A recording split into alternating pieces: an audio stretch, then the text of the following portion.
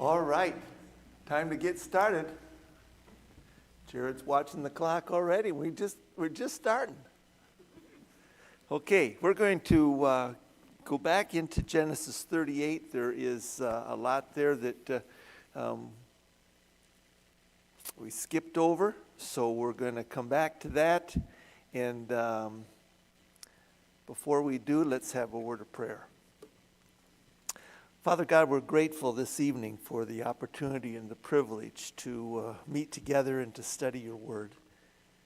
How thankful we are that we have this record of the beginnings of the scheme of redemption, wherein there would come a Messiah who would identify with us, live among us, and eventually die for us.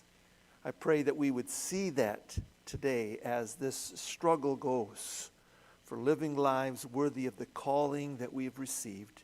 In Jesus' name, amen. All right, so let's go back to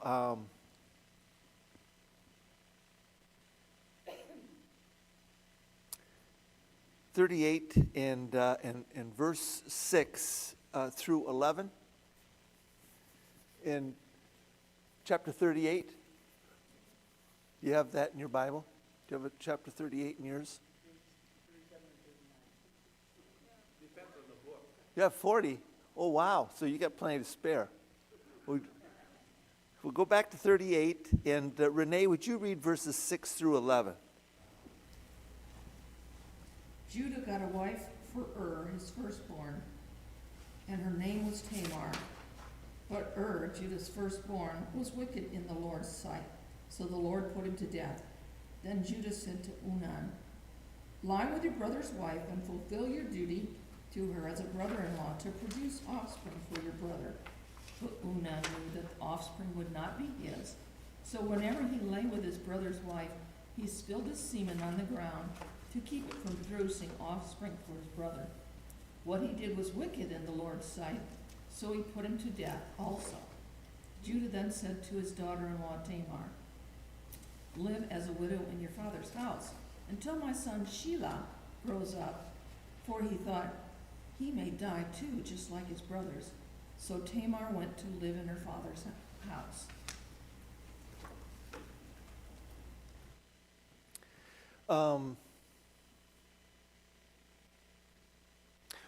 We read this, and sometimes we don't appreciate the seriousness of what's going on.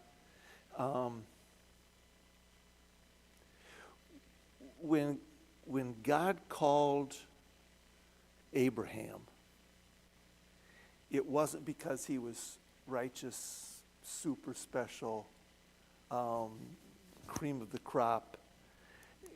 God called him because God called him. He didn't consult anybody. He didn't say, "Who you think I should pick?" He just picked him.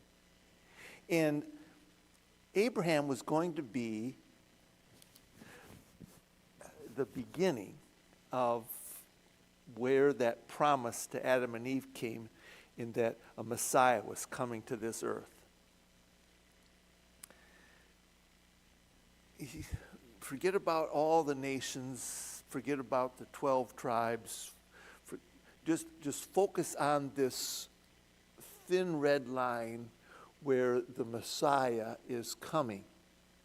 And God had determined through prophecy that the Messiah would come through Judah. So when Judah leaves the confines of where Jacob and the boys were living and hooks up with a Canaanite, red flags go up, because now there's something seriously wrong with this. The Canaanites, as a tribe, were somebody that God is eventually going to get rid of. Their immorality is just unbelievable. So now Judah is here and didn't pay attention to his father or anything. He just gets a wife, and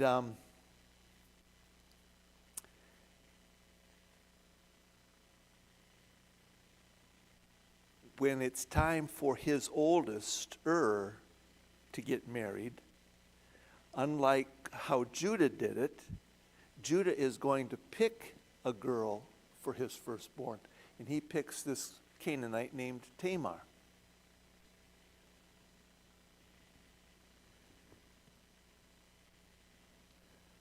Did I tell you that the Messiah is coming through Judah? Firstborn will be the one that the Messiah will come through. Tamar is going to be the one that will carry the Messiah in effect. Well, the guy that Jacob picked, or that Judah picks, is so bad that God kills him.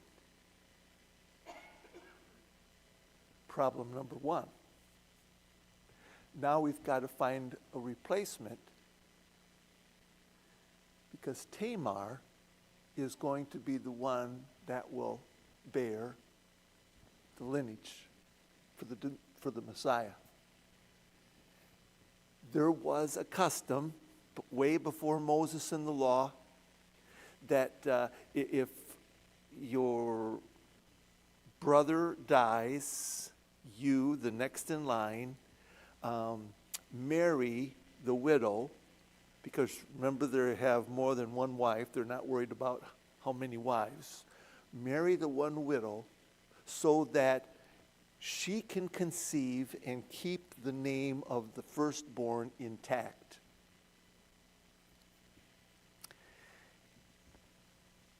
Regardless of how the Catholic Church or society in a whole wants to talk about Onan and birth control and masturbation and all kinds of stuff. The problem is in verse 9, and verse 10 tells us how God felt about that. And why was God so displeased? No, it's got nothing to do with birth control or self-pleasing. It has nothing to do with that. There's a more important reason that God is not happy with Onan. And what is it? Wouldn't he have children with his brother's wife? Yes. He was depriving Tamar of being the birth mother to the lineage of the Messiah. Now, they don't understand any of this. Hasn't been written down. There's no, family tree. They give it here. This is how I expect this to go. Follow these instructions. They don't have that. They're just living their lives. But what he did, God found offensive because he's got a plan. And man oftentimes messes up God's plan. But we cannot thwart God's plan. We can mess it up bad. We can never thwart it. So, son number 3. His name is Sheila. What kind of a guy names his boy Sheila? Wow. A boy named Sue. Yeah, a boy named Sheila. All right. Now, we are to infer from this story, when you look at verse 11, Judah doesn't know why the first 2 boys have died. But he blames who? Tamar. She must be bad luck. She must be like a black widow or something. My boy marries him, her and they die. So he doesn't want Sheila to die. But he also wants to maintain a semblance of society's approval. So he does something really unusual in verse 11. And it's right at the end of the verse. What does he do to this poor girl? Sends her back home to live with her dad. She has been pledged in marriage to Sheila. Now, again, we're not Jewish custom. This is just what it was. If you're pledged to marry someone and you don't, that's an adulteress. And they killed girls for that. So here you've got this girl who's pledged to be married to Judah's third son, and he sends her to live with her father. Forever and a day, she'll never be able to marry. She'll never have a home. She'll never have anyone to protect her after her father dies. He's done something disgraceful. He's not a very nice person.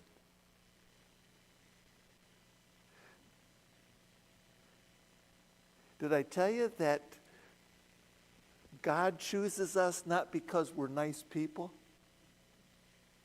but because he chooses us? Yeah. There isn't one sitting here that deserves to be saved tonight. But still we are. So, he blames her.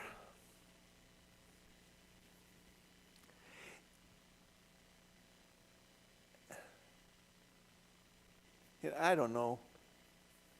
I guess probably all of us as parents have a tendency to be this way. When it comes to our kids, it's hard for us ever to initially believe that they could do something wrong. Isn't that right? I mean, if they get in trouble at school, it's got to be the teacher.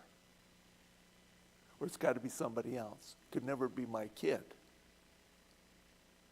I mean, if there's trouble in the marriage, well, it's got to be who they married. Because it couldn't be my kid. And this, again, is how Judah's thinking about Tamar. So he's put the line of the Messiah in danger. Now, let's pick it up. Chuck, would you read verses 12 through 19? Now after a considerable time, Shua's daughter, the wife of Judah, died. And when the time of mourning was ended, Judah went up to his sheep shearers at Timnah, and he asked his friend Harrier, the Adullamite, "It was told to Tamar, behold, your father-in-law is going up to Timnah to shear his sheep."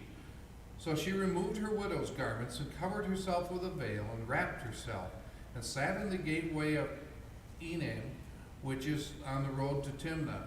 For she saw that Sheila had grown up, and she had not been given to him as a wife. When Judah saw her, he thought she was a harlot, for she had covered her face. So he turned aside to her by the road and said, "Here, now let me come to you."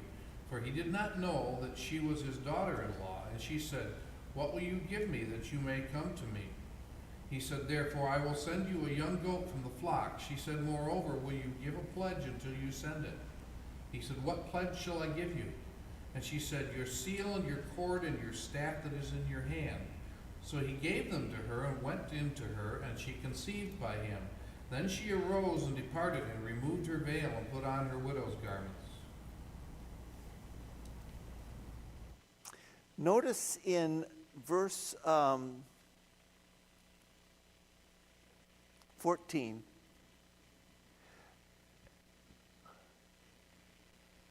in the Middle Ages, and it comes out in the King James Version and in other places, in the Middle Ages, they began saying, almost rewriting history, that when you women covered themselves with a veil as a sign of modesty, purity, and righteousness.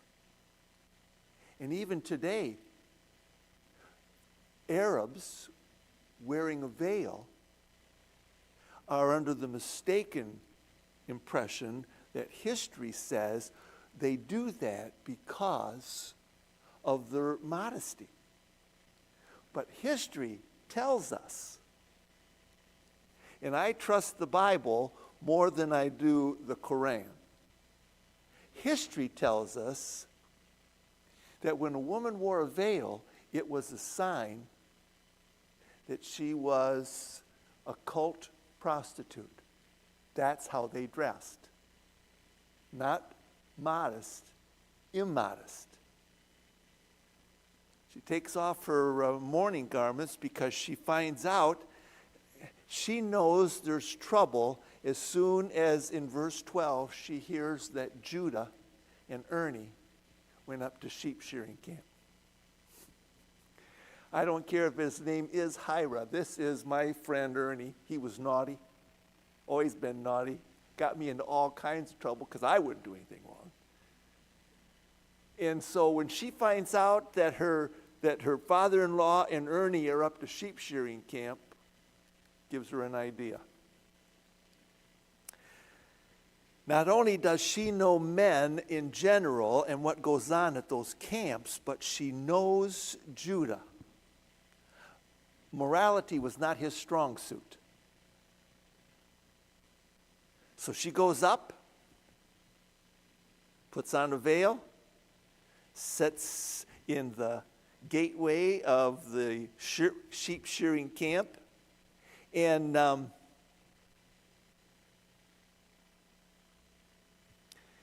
verse 15, he thought she was a prostitute because of why? Saw the veil. I mean, it's like wearing a sign. So he says, he just when you read verse 16, he doesn't give us any idea that he's new at this. There's no hesitancy, there's no awkwardness. He just goes right in and says, hey. Yeah. Give me you. That's a good one. So, she is a smart cookie, and it's better to ask for payment before than try to get it after. And she says, okay, not so fast there, Skippy. I would like a couple of things. And he says, well, what do you want?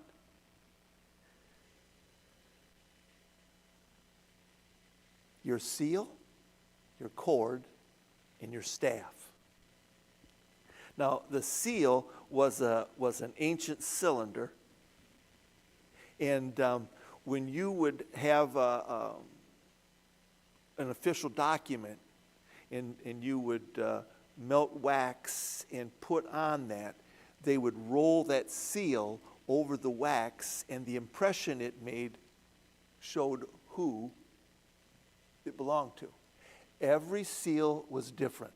They were handcrafted, and they were especially designed for the person that had the seal. It would be like a MasterCard. And of course, the staff would be carved, and it would be personalized. I'm not sure what the cord was exactly, but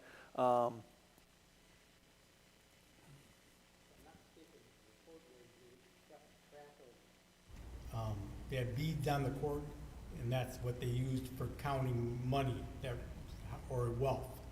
each bead was showed a worth of something on the Okay, cord. that makes sense. That makes sense. So, credit's good. She wasn't interested in the money. She wasn't interested in what he had. All she wanted to do was get pregnant. Now, this part is so hard for us to explain away how she knew, how much she wanted, but there was something that had spoken to her inside her that made her desire to have a child through the family of Judah. Somehow God made that apparent to her because she's going to end up in the genealogy of Jesus. So it works. She gets pregnant. She gets up, takes her veil off, puts on her widow's clothes. Away she goes. Goes back home to her dad's house. Now that's interesting because if she would have been in Judah where she should have been, he'd have noticed sooner the bump. But she's in her dad's house.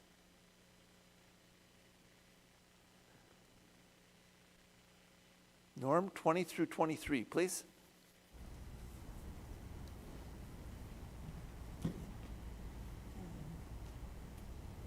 When Judah sent the young goat by his friend the Adullamite to take back the pledge from the woman's hand, he did not find her, and asked the men of the place, "Where is the cult prostitute who is at the roadside?" And they said, "No cult prostitute has been here." So he returned to Judah and said, "I have not found her." Also, the men of the place said, "No cult prostitute has been there." And Judah replied, "Let her keep the things as her own, or we shall be laughed at. You see, I sent this young goat, and you did not find her." Originally, Judah was just looking for a prostitute. But the Holy Spirit tells us by changing the words that there was a serious flaw in Judah's character. Because this wasn't just a harlot. When Ernie goes up there to take the payment, because they're best friends, he asks where who was. What did they think what did Ernie think she was? A what kind? A temple prostitute. You see, Judah's not just looking for someone to have a one-night stand with. He is going to worship Canaanite idols. This is how they did that. It was what made Canaanite idols so attractive to Israelites later on. They worshiped, in a lot of instances, through sex. And the immorality was just amazing. And so Judah has come into that, knowing, thinking, prostitute, temple prostitute. He's just like a lamb to the slaughter, dumb. And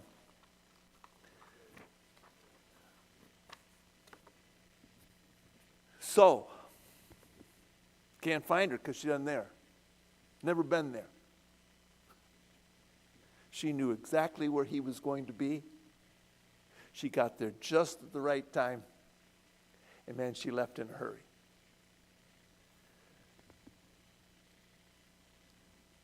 Tim, 24 through 30, please. About 3 months later, Judah was told, "Your daughter-in-law Tamar is guilty of prostitution and as a result, she is now pregnant. Judah said, "Bring her out and have her burned to death." As she was being brought out, she sent a message to her father-in-law. "I am pregnant by the man who owns these," she said. And she added, "See if you recognize whose seal and cord and staff these are." Judah recognized them and said, "She is more righteous than I, since I wouldn't give her to my son Shelah, and he did not sleep with her again." Keep going. When the time came for her to give birth, there were twin boys in her womb. As she was giving birth, one of them put his hand. So the midwife took a scarlet thread and tied it on his wrist and said, "This one came out first." But when he drew back his hand, his brother came out, and she said, "So, this is how you have broken out." And he was named Perez. Then his brother, who had the scarlet thread on his wrist, came out, and he was named Shira.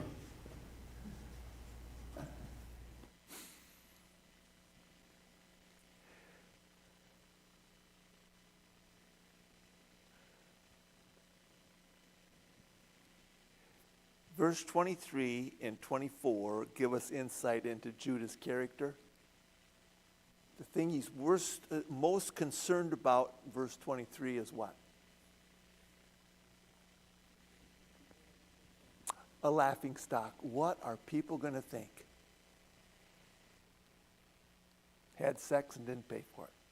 Man, what kind of a person am I? I mean, he wasn't married. But then, in verse 24,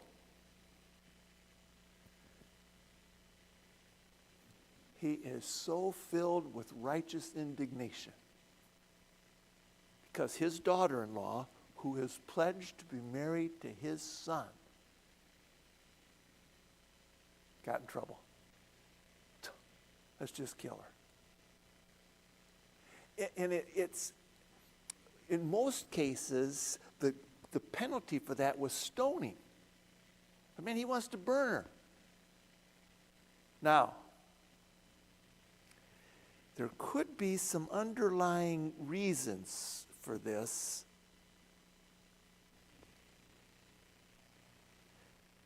What is the one thing he's hesitant to do with Tamar before he finds out that she's pregnant? Bring him off to his son. Marry him off to his son. But if she's dead, I don't have to worry about that.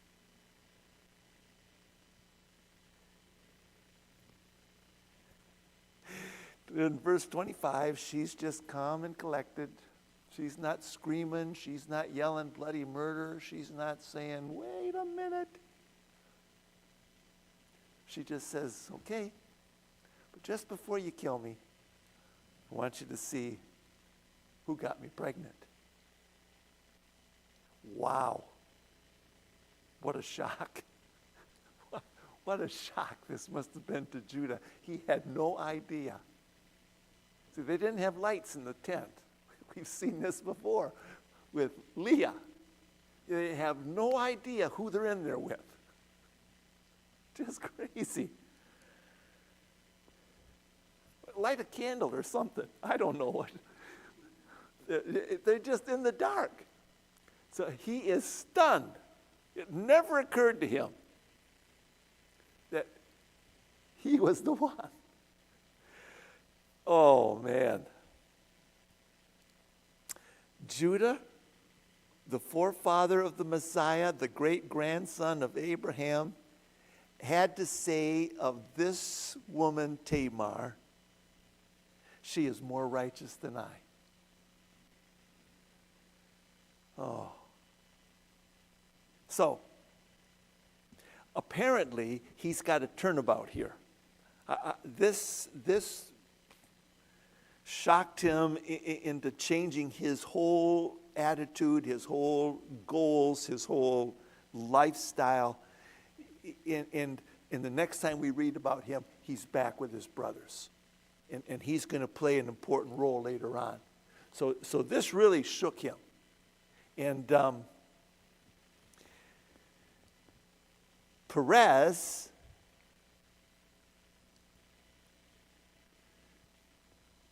Zerah had put his arm out.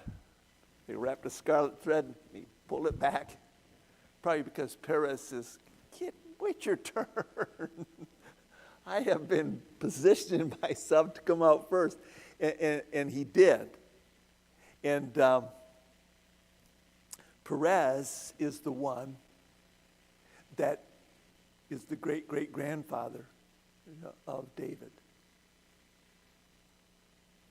Because it goes, let me see here.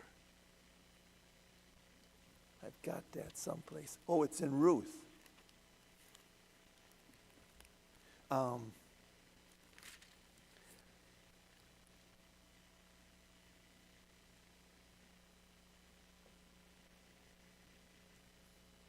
Yeah, Ruth chapter 4 and verse 12, and then go to Matthew chapter 1 and verse 3.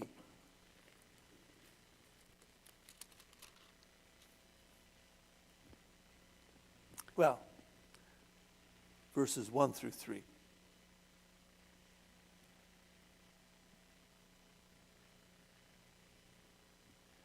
Those are really good names, Nick. Nick, would you read the first 3 verses of Matthew chapter 1? You're just sitting there. You blame it on the jet lag. You got it? Matthew 1? Yeah. An account of the genealogy of Jesus Christ, the son of David, the son of Abraham. Abraham fathered Isaac. Isaac fathered Jacob. Jacob fathered Judah and his brothers. Judah fathered Perez and Zerah by Tamar. Perez fathered Hezron. Hezron fathered Aram. Keep going. Aram fathered Aminadab. Aminadab fathered Nahshon. Nahshon fathered Salmon. Salmon fathered Boaz by Rahab. Boaz fathered Obed by Ruth. Obed fathered Jesse. And Jesse fathered King David. Yes. Yes.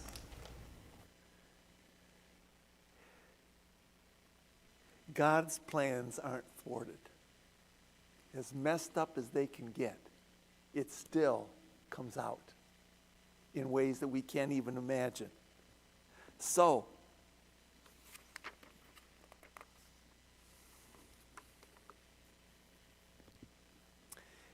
this chapter has a lot to teach the Israelites before they cross the Jordan. Because what God is trying to get them to understand, get us to understand as he's watching this unfold, he has to get Jacob and his family out of the land of the Canaanites. These people, they have no morals. And they would be willing to marry anybody, and Judah has already fallen into this. So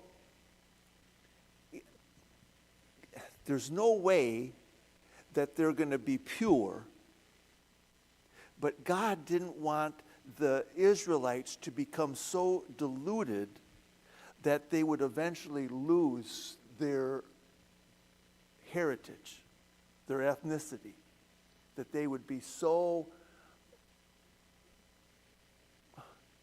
enlarged in a Canaanite culture that it would be hard to know that these guys were Jews.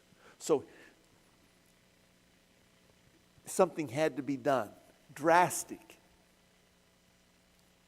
Egypt was God's remedy because the Egyptians detested Hebrew shepherds.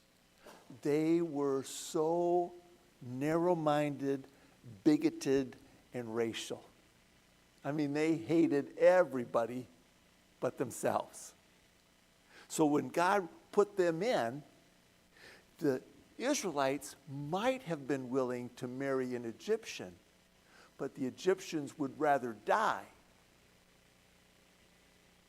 than marry an Israelite. Ew, get away from me. So, what a great place to put his people. Talk about being separated, not because they wanted to, but because where they were living, those people wouldn't touch them with a 10-foot pole. And as they're hearing their history, they would never be able to sense that their roots were anything but rotten. I mean, they were just an awful people. And so God took them to Egypt and to try and get them back to some kind of a sense that this was by God's grace. In fact, turn to Deuteronomy chapter 7. You think you can find that, Nick? Okay, Deuteronomy chapter 7. And read verses 7 and 8. The Lord had his heart set on you and chose you, not because you were more numerous than all peoples, for you were the fewest of all peoples, but because the Lord loved you and kept the oath he swore to your fathers. He brought you out with a strong hand and redeemed you from the place of slavery, from the power of Pharaoh, king of Egypt. Yes. Not because they were this wonderful people, but man, by the time Jesus came along, they completely forgot their history. They thought they were the most righteous people on earth. So when Jesus says in Matthew 3:9, don't give me this blather about having Abraham as your father. He says, you know what? I could take these stones and make them children of Abraham. And that just incensed those spiritual leaders. And then he says in John 8, they say, we're Abraham's offspring. We have never been in slavery. And Jesus says, look around. Where are you right now? So he was the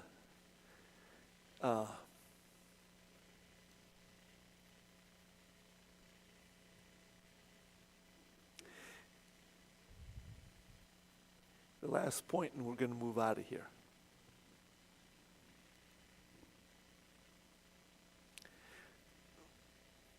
One of the problems that churches have in their education system is that they teach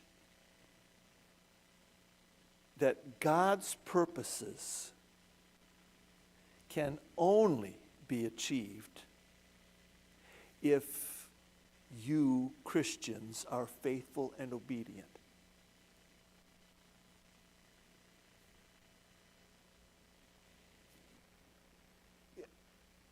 It's a manipulation tactic. It's a guilt tactic.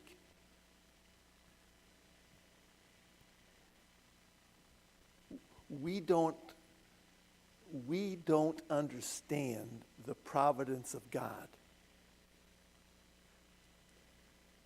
And what happens is these teachers are constantly trying to pull in God's choice and tying it to salvation.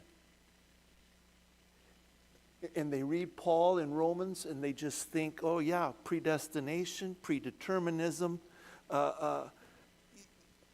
God's choice of Abraham had nothing to do with salvation. He was choosing Abraham to serve and where the Messiah would come. Just like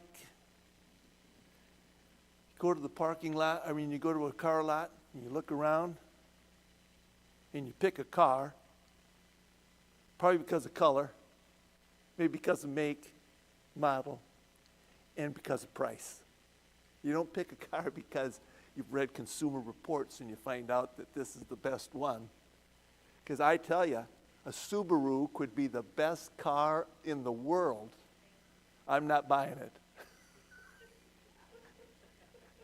I'm a GM man. I've always been a GM man, and I made my wife, the Ford lover, get rid of her car because I wasn't having to Ford my driveway. We pick not for salvation. God chose us for service. And when he picked the disciples, and we're going to talk about this Sunday, when he picked those disciples, he didn't pick them for salvation. He picked them for service, to minister, to be his servants. The salvation comes through Jesus, not from being picked. Now, okay. 39.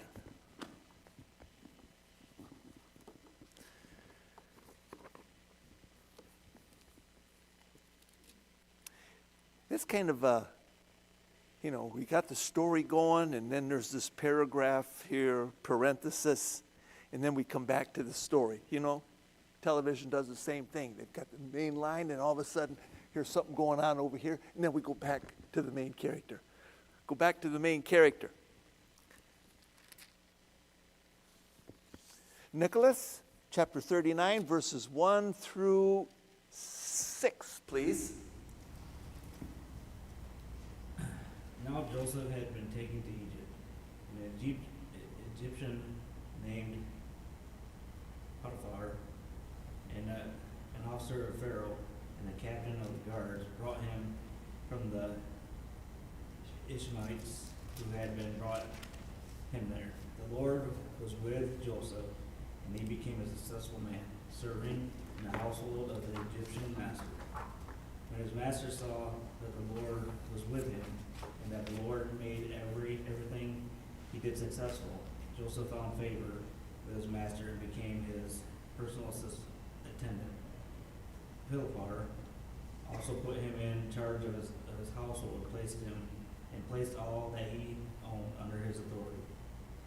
From the time that he put him in charge of his household and of all that he owned, the Lord blessed the Egyptian's house because of Joseph. The Lord's blessing was on all that he owned in his house and in his fields. He left all that he owned under Joseph's authority. He did not concern himself with anything except the food that he ate. Okay, we'll stop right there. We'll pick up the handsome part later. I don't want you reading that about yourself. Okay, when Joseph was sold into slavery, he was 17. When he is put in position by Pharaoh, he's 30. So 13 years, he's either in Potiphar's house or in Potiphar's basement. Because we're going to find out that Potiphar was like the CEO of COs. I mean, he was the top dog of all of your correctional officers. I knew you could, relate to that. Yeah, he's the warden, that's for sure. And he observes, what does it say in verse 2 that he observes?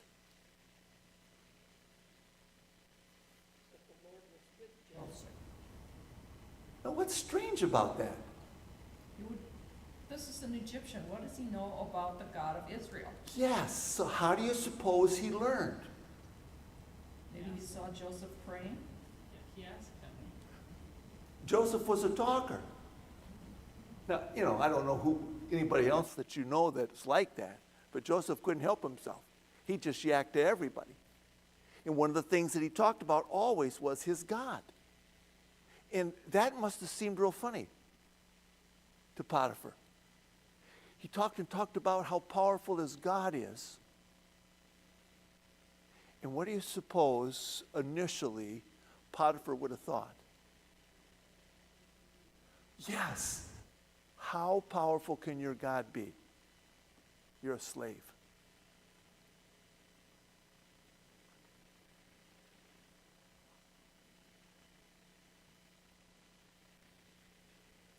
This is such an important chapter because right now, in this time period,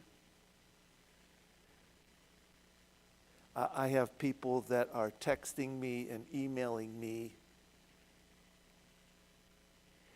and they're saying, what you say right there does not add up in my life. You talk about how powerful God is, how his promises never fail, how he'll never let us down. And I don't have money. My relationships are shot. I'm unhappy. If your God is so great, then why is my life such a mess? And you struggle. Because there had to be something.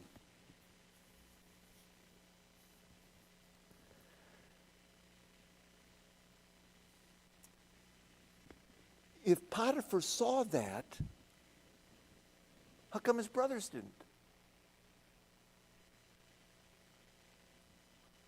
They didn't want to. Oh, goodness. I'm going to have those people who text me text you. Good answer. Potiphar's smart enough, and he's looking at this, and he's thinking, he might have been sold, but this guy's unbelievable. Everything he touches turns to gold. He starts putting things in order, and it blossoms. He starts to organize this, and man, it just balloons.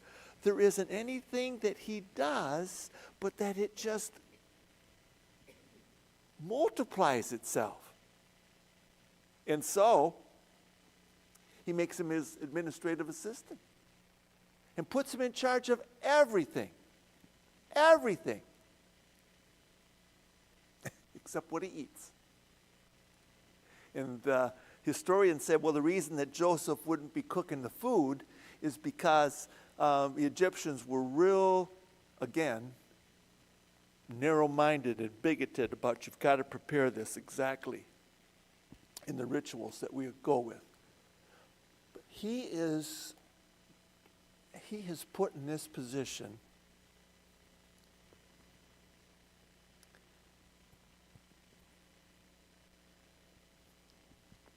And can you see how Joseph in Potiphar's house is similar to Adam and Eve in the garden? Because what does it say in verse 6?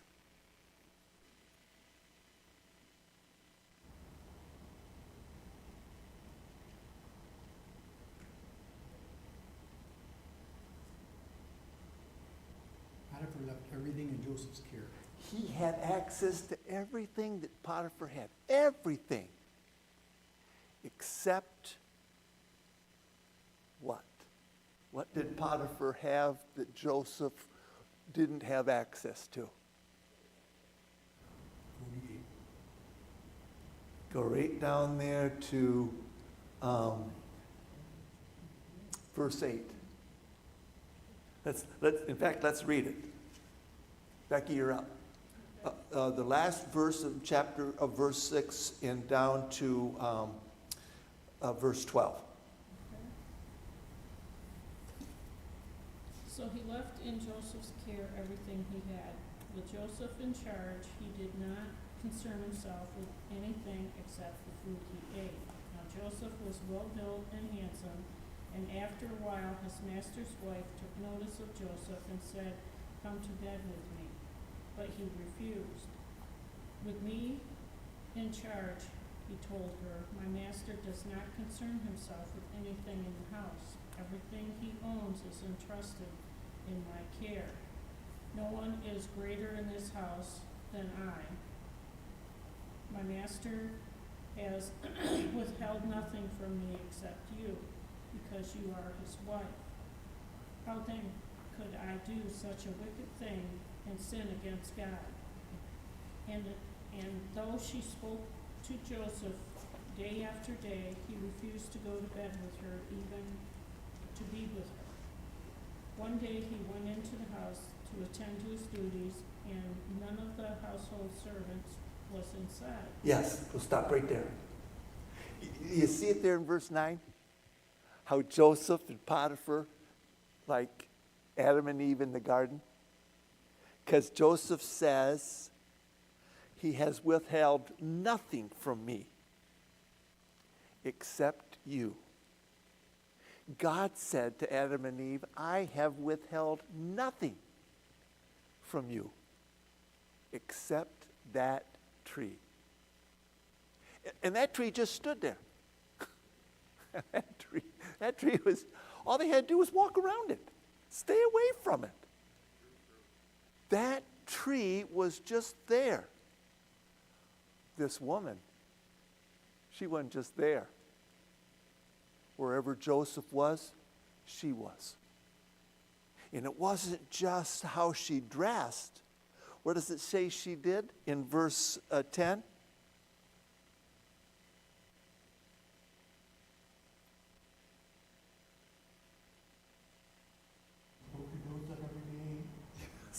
Yeah, she wasn't a tree. That tree didn't talk to Adam and Eve.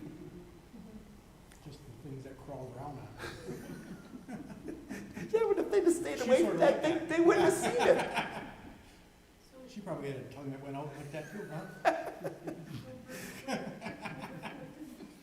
What does it mean then in verse 6 when he says he didn't withhold anything except the food he ate? Potiphar wasn't concerned.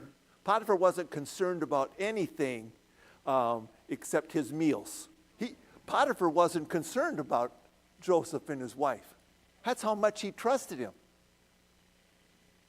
Yeah, it never even entered his mind. And I'm telling you, in verse 6, the first half and then that last verse, I'm telling you, when she noticed Joseph was after he got promoted. Before he was an administrative assistant, she could care less because she wasn't going to give up what she had for a slave. Oh, but once he got some power, some position, and some authority, all of a sudden he starts looking handsome. Wow. Talk about shallow. Man, woman, what's wrong with you? Now,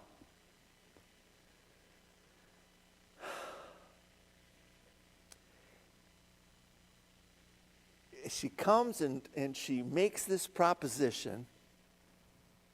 And at first he reasons with her. You see that? He reasons with her. And that's not working. Because she is determined, is a good way to say that, Jojo. I mean, she is just...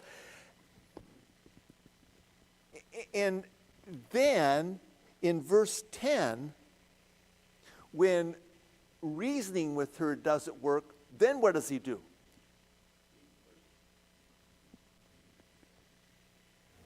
And more than that, he makes sure he's never alone with her. Who else do you suppose was aware of what was going on? All the servants. Because they're always there too. And I'll bet you there were some male servants that said, gee, she never talks to me like that. She never gives me the time of day. I got bigger guns than that Joseph. I mean, he's kind of a puny guy. All he's got is what? wealth, position, power. Me, I've got muscles. Yeah, the servants see this whole thing. He's running from her.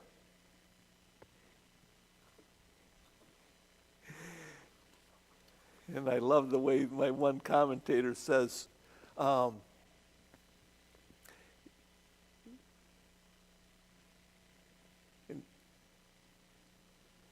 Joe, read verses 12 through 15. She caught him by his cloak and said, "Come to bed with me." But he left his cloak in her hand and ran out of the house. When she saw that he had left his cloak in her hand and had run out of the house, she called her household servants. "Look at," she said to them, "this Hebrew has been brought to us to make sport of us. He came in here to sleep with me, but I screamed. When he heard me scream for help, he left his cloak beside me and ran out of the house."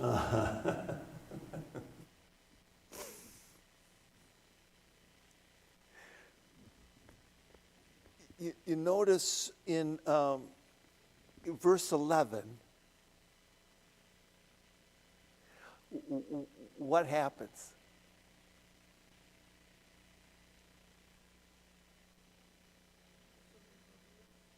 Servants weren't there. You think that's a coincidence? No. She planned it. Yeah, you won't need to come in today. Why don't you take the day off? She made sure that house was empty. And when she propositions him in verse 12, notice he doesn't say, "Well, I think we should pray about it." Let's just think this through.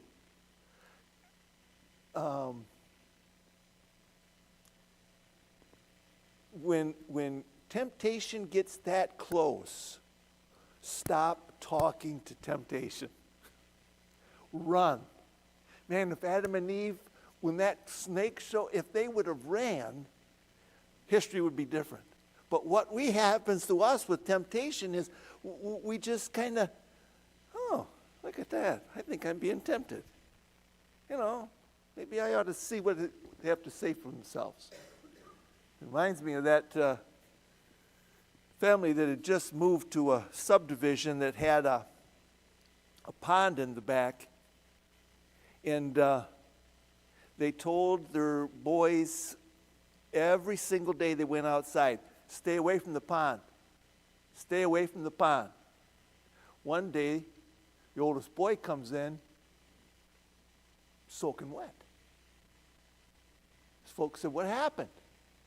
"Well, I got too close to the pond and I fell in." "Well, how come your clothes are all dry?" "I had a feeling I might fall in, so I took all my clothes off." We get tempted, and we're thinking, I might get tempted here, so I'm going to be ready. Just run. Okay, we got to quit. That's it.